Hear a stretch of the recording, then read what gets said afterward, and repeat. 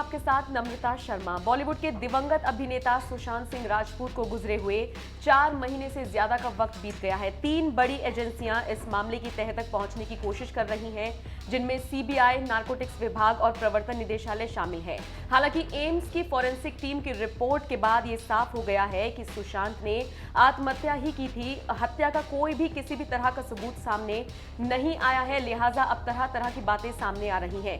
इसी बीच पहली बार 4 महीने के बाद ऋतिक रोशन की मां पिंकी रोशन ने सुशांत मामले पर अपनी चुप्पी तोड़ी है। सोशल मीडिया पर पिंकी रोशन ने एक पोस्ट साझा किया है और उन्होंने कहा है, सच्चाई सभी को जाननी है लेकिन सच्चा किसी को नहीं बनना। जाहिर तौर पर पिंकी रोशन का ये जो पोस्ट है ये कई तरह के सवाल खड़े कर रहा है। सबसे पहला सवाल तो यही है कि पिछले 4 महीने से वो चुप थी और अब पहली बार वो बोली हैं। इसके अलावा जो पोस्ट पिंकी रोशन ने किया है उसके साथ उन्होंने universe is powerful, prayers are powerful जैसे हैशटैग्स का भी इस्तेमाल किया है।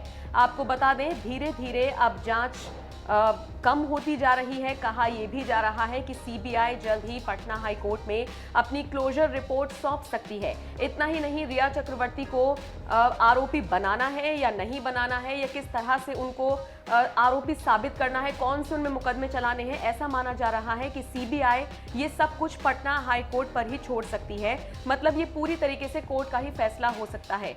कुल मिलाकर अब देखा जाए तो 4 महीने का लंबा वक्त बीत चुका है और कुल मिलाकर बात जो सामने आई है वो ये कि किसी भी तरह का हत्या का एंगल इस पूरे मामले में सामने नहीं आया है।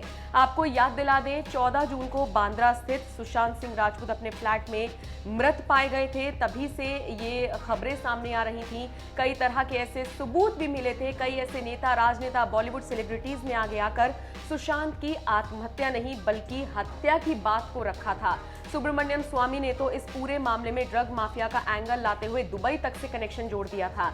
इसके अलावा रूपा गांगुली ने भी बढ़ चढ़कर हिस्सा लिया था। शेखर सुमन, तेजस्वी यादव समेत तमाम ऐसे दिग्गज हस्तियां रही हैं जिन्होंने सुशांत को इंसाफ दिलाने की बात तो कही थी, लेकिन देखा जाए तो नतीजा उस वक्त सिफर हो गया था जब एम्स की फॉरेंसिक टीम के हेड सुधीर गुप्ता ने ये कह दिया था कि उनको रिपोर्ट में किसी भी तरह की कोई छेड़छाड़ नहीं मिली है और किसी भी तरह का कोई फाउल प्ले नहीं मिला है।